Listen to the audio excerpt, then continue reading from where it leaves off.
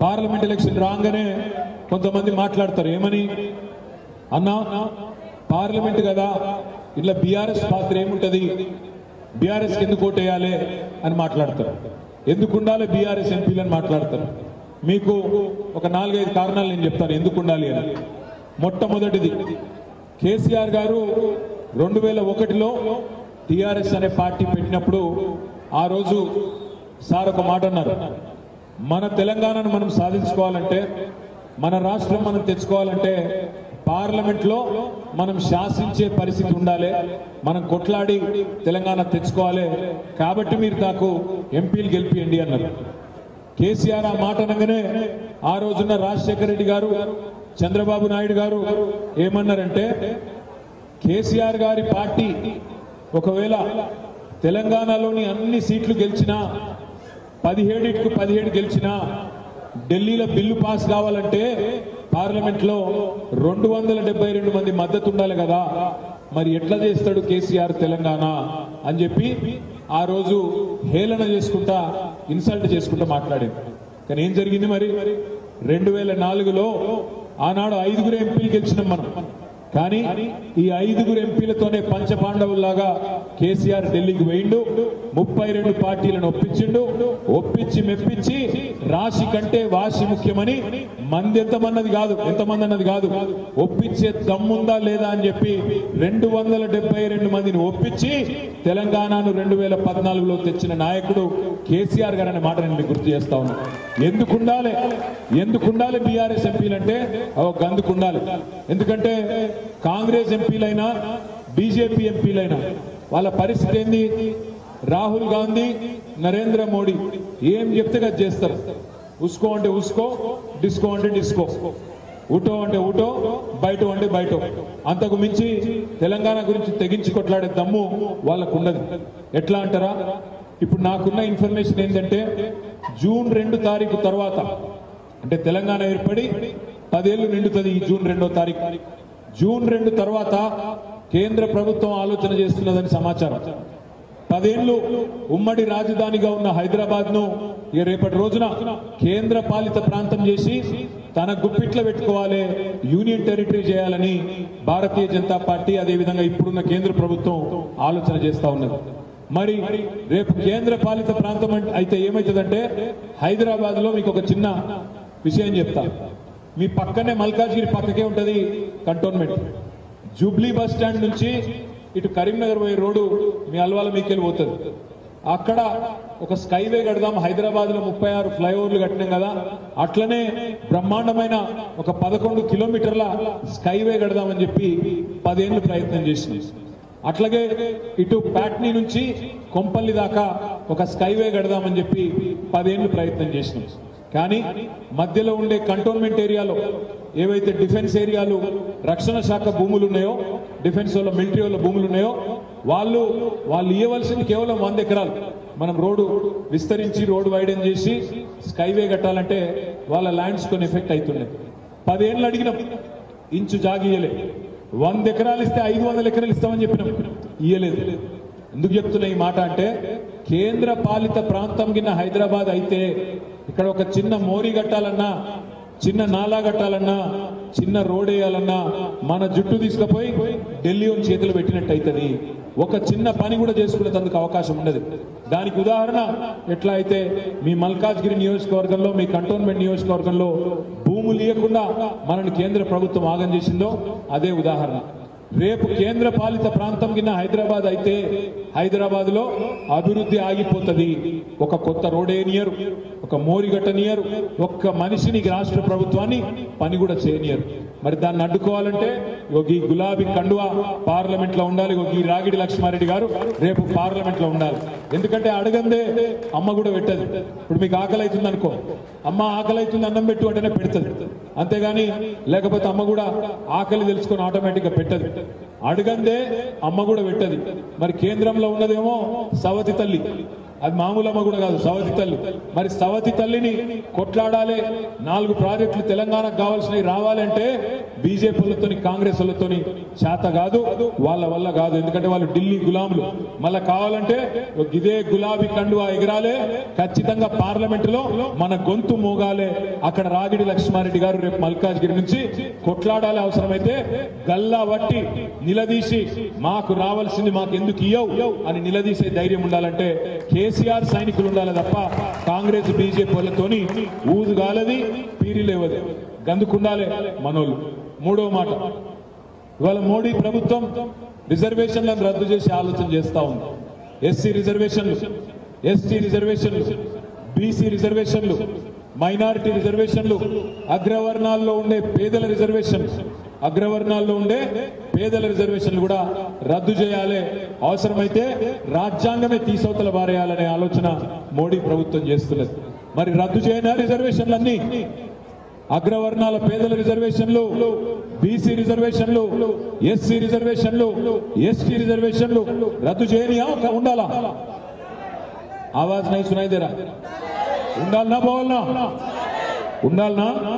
ఉండాలంటూ చేయలేవట్టు. ఉండాలి అనుకున్నటోళ్ళు రేపు వాళ్ళని కొట్లాడాలంటే ఇగో ఈ గులాబీ కండువా ఉండాలి, ఈ రాగిడి లక్ష్మారెడ్డి గారు పార్లమెంట్ ఉండాలి. ఎందుకంటే కాంగ్రెస్ తోని బీజేపీని కొట్లాడే పరిస్థితి లేదు.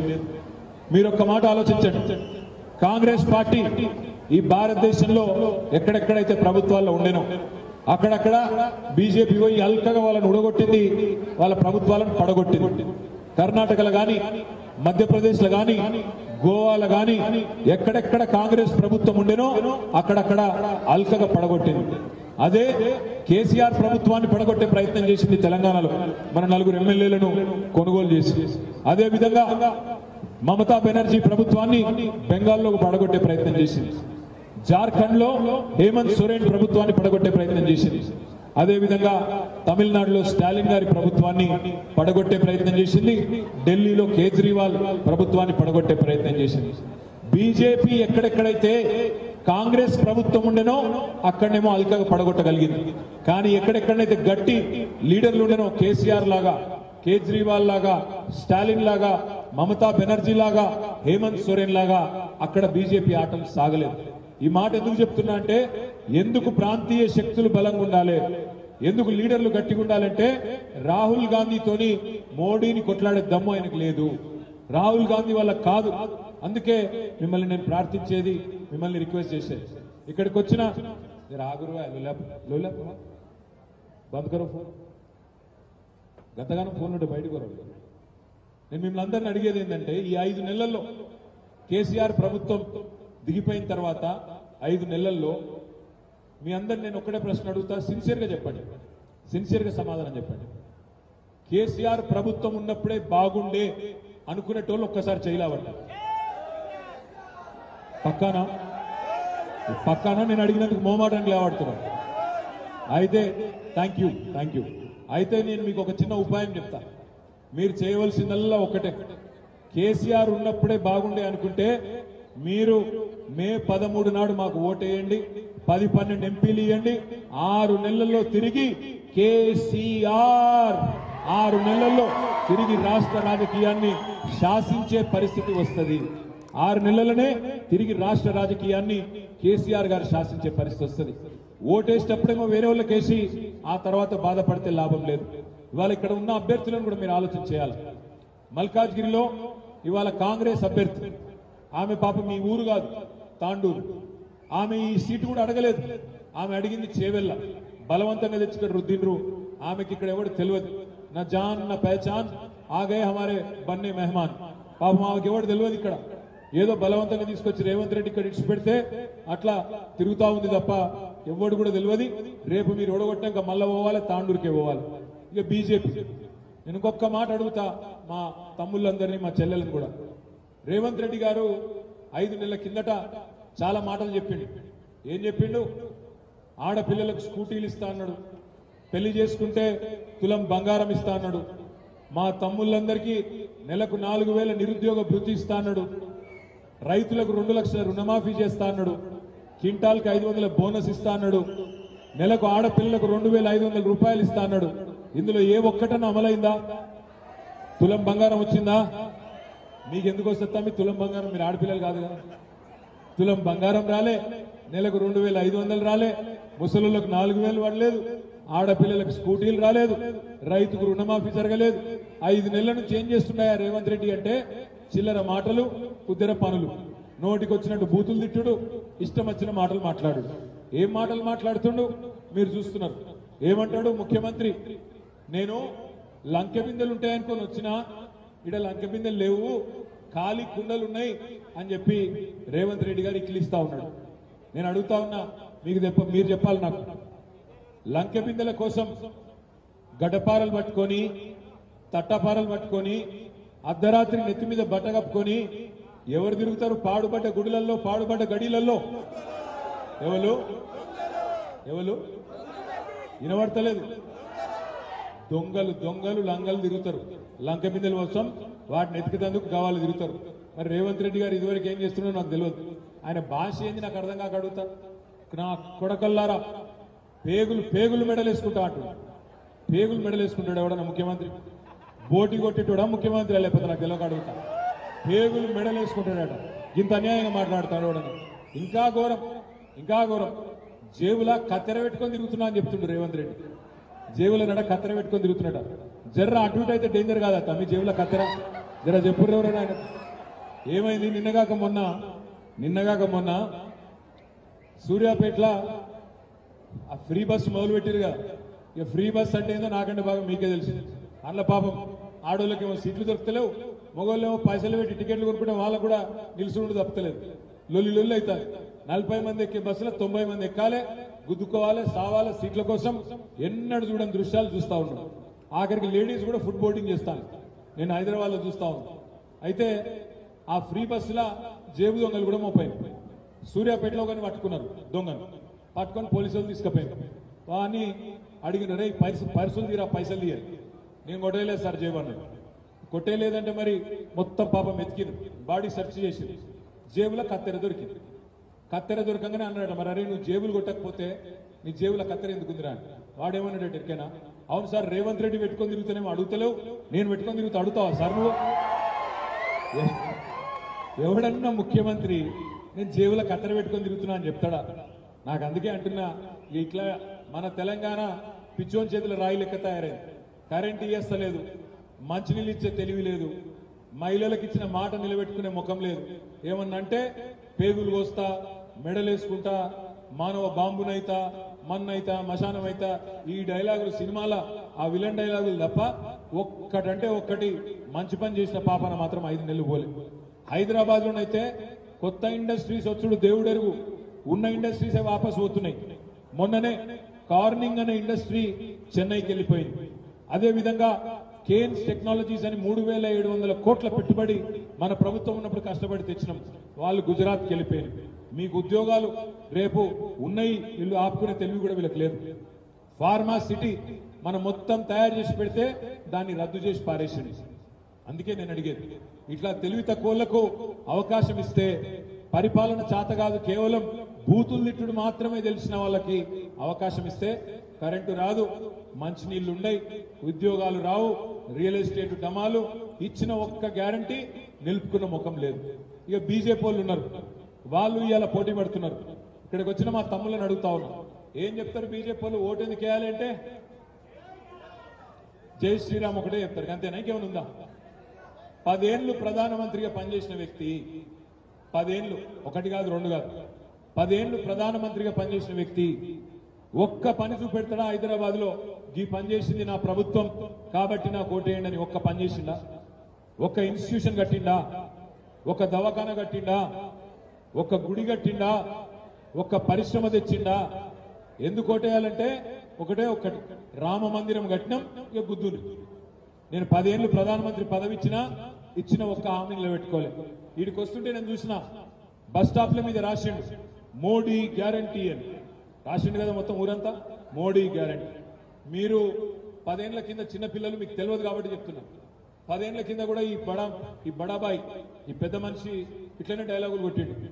ఏమన్నాడు తెలుసా? ఆ రోజు నాకొక్కసారి ప్రధానమంత్రిగా అవకాశం ఇవ్వండి, నల్లధనం మొత్తం బ్లాక్ మనీ మొత్తం వెనుకకు తెచ్చి ప్రతి కుటుంబానికి భారతదేశంలో 15 లక్షల రూపాయలు ఇస్తా అని చెప్పిండు 2014లో నరేంద్ర మోడీ. ఇచ్చిండా? వచ్చిన 15 లక్ష ఎవరికన్నా? సంవత్సరానికి 2 కోట్ల ఉద్యోగాలు ఇస్తా, 2 కోట్ల ఉద్యోగాలు ఇస్తా అని చెప్పిండు సంవత్సరానికి. మరి 10 ఏళ్ళైంది, 20 కోట్ల ఉద్యోగాలు ఇవ్వాలి. ఇచ్చిండా? ఇయ్యలేదు. రైతుల ఆదాయం డబల్ చేస్తా అన్నాడు. రైతుల ఆదాయం 2022 సంవత్సరం కల్లా డబల్ చేస్తా అన్నాడు. అది కూడా దిక్కులేదు. బుల్లెట్ రైళ్లను ఉరికిస్తా భారతదేశంలో అన్నాడు. అది కూడా దిక్కులేదు. ఇండియాను $5 ట్రిలియన్ ఎకానమీ చేస్తా అన్నాడు. అది కూడా దిక్కులేదు. అన్నిటికీ మించి ఒక మాట చెప్పిండు, నేను ధరలను తగ్గిస్తున్నా, పెరుగుతున్న ధరలను తగ్గిస్తా అన్నాడు. నేను ఒక మాట అడుగుతా ఉన్నా, పెట్రోలు మోడీ గారు వచ్చినాడు పెట్రోల్ ధర 70 రూపాయలు. ఇవాళ ఎంత అయింది పెట్రోల్ ధర? ఇక్కడ అందరూ బండ్లున్న వాళ్ళందరూ శైలా ఉంటారు. ఒకసారి సొంత బండ్లున్న వాళ్ళు అందరికి ఉన్నాయి. బండ్లున్న వాళ్ళందరూ నేను అడుగుతున్నా, మోడీ వచ్చినాడు 2014లో పెట్రోల్ ధర 74, ఇవాళ 110 రూపాయలు. ఏమైతుంది? పెట్రోల్ డీజిల్ రేట్లు పెరిగితే కూరగాయలు పెరుగుతాయి ధరలు, పప్పు ధర పెరుగుతుంది, ఉప్పు ధర పెరుగుతుంది, నూనె ధర పెరుగుతుంది, చింతపండు పెరుగుతుంది, బస్ కిరాయిలు పెరుగుతాయి, మీ జేబు ఖర్చు కూడా పెరుగుతుంది. మరి ఎట్లా పెరిగినాయి పెట్రోల్ డీజిల్ ధరలు మీకు తెలవాలి. 2014లో మోడీ ప్రధానమంత్రి అయినాడు. ఎందుకంటే మన భారతదేశంలో క్రూడ్ ఆయిల్ దొరకదు. క్రూడ్ ఆయిల్ అంటే ముడి చమురు. మన దగ్గర పెట్రోల్ డీజిల్ డైరెక్ట్ గా దొరకదు. క్రూడ్ ఆయిల్ తీసుకోవాలి, క్రూడ్ ఆయిల్ ని రిఫైన్ చేయాలి, రిఫైనరీలో రిఫైన్ చేసినాక అందులోకెళ్ళి పెట్రోల్ డీజిల్ తయారైతుంది. మన దేశంలో దొరకదు క్రూడ్ ఆయిల్, గల్ఫ్ దేశాల్లో దొరుకుతుంది. ఆడికెళ్ళి తెచ్చుకోవాలి, బ్యారెల్ చొప్పున తెచ్చుకోవాలి. ఒక బ్యారెల్ క్రూడ్ ఆయిల్ ధర మోడీ ప్రధానమంత్రి అయినాడు $100 2014లో. ఇవాళ 10 ఏళ్ల తర్వాత బ్యారెల్ క్రూడ్ ఆయిల్ ధర $84, అంటే $16 తగ్గింది. $16 తగ్గింది. మరి క్రూడ్ ఆయిల్ ధర తగ్గితే పెట్రోల్ డీజిల్ రేట్లు తగ్గాలనా పెరగాలనా? తగ్గాలా పెరగాల? ఇక్కడికి వెళ్ళి ఆవాజ్ నీ ఆరా, తగ్గాలా పెరగాల?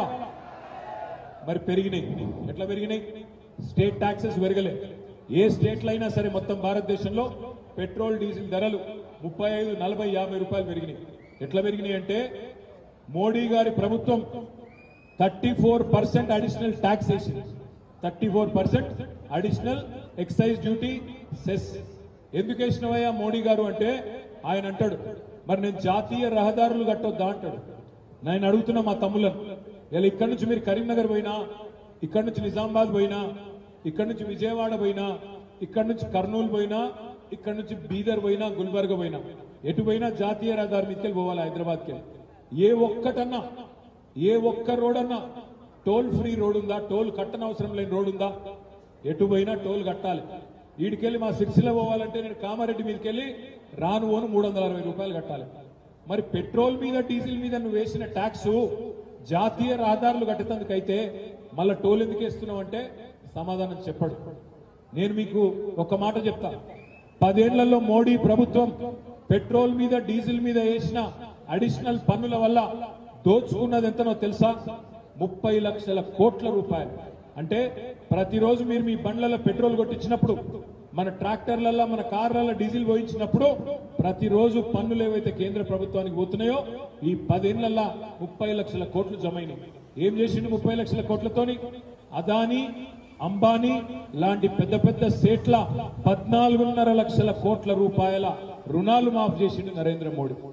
ఆలోచించండి. అందుకే భారతదేశంలో ఏమైతుందో తెలుసుకోవాల్సింది, ఆలోచించవలసింది మీరు. మీకు అనిపించచ్చు ఈయన చెప్పేది నిజమేనా అని. ఇప్పుడు నేను చెప్పింది తప్పు అని ఈటెల రాజేందర్ రుజువు చేసిన, కిషన్ రెడ్డి రుజువు చేసిన, బండి సంజయ్ రుజువు చేసిన, రేపు మధ్యాహ్నం ఈ టైం కల్లా మీకే వచ్చిన ఎమ్మెల్యే పదవికి రాజీనామా చేసి మీ చేతిలో పెట్టి మళ్ళీ రాజకీయాల నుంచి తప్పుకుంటానంట. అంటే ఇది నేను చెప్పింది అక్షర సత్యం. ఇది ఒక్కరోజు కాదు, దేశమంతా చెప్తున్నాం. కానీ దీని వినవడనియరు, కనవడనియరు మీకు. ఎందుకు? రామ్ మందిరం పేరు మీద హిందూ ఖత్రేమే హే అని, హిందువులకు ఏదో డేంజర్ వచ్చిందని, పాకిస్తాన్ ఏదో చేసిందని, బంగ్లాదేశ్ ఇచ్చిందని అని అడ్డమైన ముచ్చట్లు చెప్పుకుంటా వాట్సాప్లలో నెత్తులు ఖరాబ్ చేసుడు, మతం పేరు మీద రాజకీయం చేసుడు తప్ప ఈ 10 ఏళ్లలో నరేంద్ర మోడీ అంటే ఆయనే చేసిందేమీ లేదు. దయచేసి నేను మిమ్మల్ని కోరేది ఒకటే, 10 ఏళ్ళు ఆయనకు అవకాశం ఇచ్చినా ఇలా హైదరాబాద్కు వచ్చినా తెలంగాణకు వచ్చినా ఒక్క ప్రశ్నకు సమాధానం చెప్పలేడు. ఒక్క కాలేజీ ఇయ్యలే, ఒక్క స్కూల్ పెట్టలే, ఒక్క పరిశ్రమ తేలే, ఒక్క ప్రామిస్ కూడా తెలంగాణకు ఇచ్చిన ఒక్క ప్రామిస్ కూడా నిలబెట్టుకోలే. మన కాళేశ్వరం ప్రాజెక్టుకు కానీ పాలమూరు రంగారెడ్డి ఎత్తిపోతల పథకానికి కానీ జాతీయ హోదా ఇస్తా అన్నాడు, అది కూడా నిలబెట్టుకోలే. మరి ఎందుకు వేయాలి మనం ఈటెల రాజేందర్ గారి కోటు? 60 రూపాయల డీజిల్ని 105 చేసినందుక, 74 రూపాయల పెట్రోల్ను 110 చేసినందుక, లేదా మన ముక్కు విండి ఆ పైసలు తీసుకుపోయి అదానికి అంబానికి చేతిలో పెట్టినందుక? ఎందుకు వేయాలి ఓటు? ఆలోచించండి. మీకు కావలసిన గవర్నమెంట్, మీకోసం పనిచేసే గవర్నమెంట్ మీకు ఉండాలంటే, మీకు నచ్చిన నాయకులు మీ మధ్యన ఉండాలంటే మిమ్మల్ని నేను కోరేది ఒకటి, రామ్ మందిర్ అనగానే ఆగం కావద్దు, అయోధ్య ఫోటోలు రాగానే ఆగం కావద్దు. గుడి మనం కూడా కట్టినాం, గుడి మనం కట్టలేదు. ఆ యాదగిరిగుట్టలో పక్కనే కేసీఆర్ గారు 4 ఏళ్ల కిందటనే యాదాద్రి లక్ష్మీ నరసింహస్వామి దేవాలయం కట్టలేదా? ఎన్నడన్నా దేవాలయాన్ని అడ్డం పెట్టుకుని రాజకీయం చేసినామా? దేవుణ్ణి అడ్డం పెట్టుకుని రాజకీయం చేసినామా? అయినా రాముడు ఏం చెప్పిండు? శ్రీరాముడు దేవుడు. రాముడు కూడా ఒక మాట చెప్పిండు, రాజధర్మం పాటించమన్నాడు. రాజధర్మం అంటే ఏంది? నీ పరిపాలనలో అందరిని ఒకటే తిరిగి చూడాలి. హిందూ అయినా ముస్లిం అయినా ఒకటే తీరుగా చూడాలి. అదే విధంగా గుజరాత్ అయినా తెలంగాణ అయినా ఒకటే తీరుగా చూడాలి. కానీ ఈ ప్రధానమంత్రి వైఖరి అట్లేదు. హైదరాబాద్ కు వరదలు వస్తే నయా పైసా సాయం చేయడు, గుజరాత్ కు వరదలు వస్తే 1000 కోట్లు సాయం చేస్తాడు. అందుకే మా మల్కాజ్గిరి తమ్ముళ్ళందరూ నేను కోరేది, ఆగం కాకండి, ఆలోచించి ఓటేయండి. దయచేసి ఓటుకు రండి. ఎందుకంటే లాంగ్ వీకెండ్ ఉంది కదా, 4 రోజులు సెలవు ఉన్నాయి కదా, దీన్ని కూడా సెలవు తీసుకుందాం అనుకుంటే 5 ఏళ్లు బాధపడే పరిస్థితి వస్తుంది. మనకిష్టం లేని నాయకులు, లంగలు దొంగలు రాజ్యం వెళ్తారు, మళ్ళొక్కసారి మోసపోతాం. రేవంత్ రెడ్డి గారు 2023లో మోసం చేసిండు, మోడీ గారు 2014లో మోసం చేసిండు. మరి ఇద్దరు మోసగాళ్లకు ఒకటే ఓటుతో బుద్ధి చెప్పొచ్చే అవకాశం ఇవాళ మీకు మే 13 నాడు ఉంది. మరి కేసీఆర్ గారు ప్రత్యేకంగా ఒక మంచి మనిషి, మరి మీలో ఒకడు రాగిడి లక్ష్మారెడ్డి గారిని మీ దగ్గర పంపించిండు. మీలో ఒకడు రాగిడి, ఎందుకంటే రాజేందర్ గారిది హుజూరాబాద్, సునీత గారిది తాండూరు, ఇద్దరు పొలిటికల్ టూరిస్టులే. మే 13 తర్వాత మళ్ళా కనబడరు మీకు, మళ్ళా వాళ్ళ ఊర్లోకి వెళ్ళిపోతారు. ఈయన మాత్రం ఇక్కడనే ఉప్పల్లో ఉంటాడు, మల్కాజ్గిరిలో ఉంటాడు. మీరు ఏ సమస్య ఉన్నా రేపు పిలిస్తే వస్తాడు. రాజశేఖర్ని గెలిపించిండ్రు, లక్ష్మారెడ్డి గారిని కూడా గెలిపిస్తే ఇద్దరు కూడా మంచిగా జోడెద్దుల మాదిరిగా కలిసి కేంద్ర రాష్ట్ర ప్రభుత్వాల మెడలు వంచే పని తప్పకుండా చేస్తాం. దయచేసి మే 13 నాడు వచ్చి కారు గుర్తు కోటేసి లక్ష్మారెడ్డి గారిని గెలిపించాలని మనస్ఫూర్తిగా మీ అందరినీ వేడుకుంటూ పేరు పేరున నమస్కారాలు తెలియజేస్తూ జై తెలంగాణ.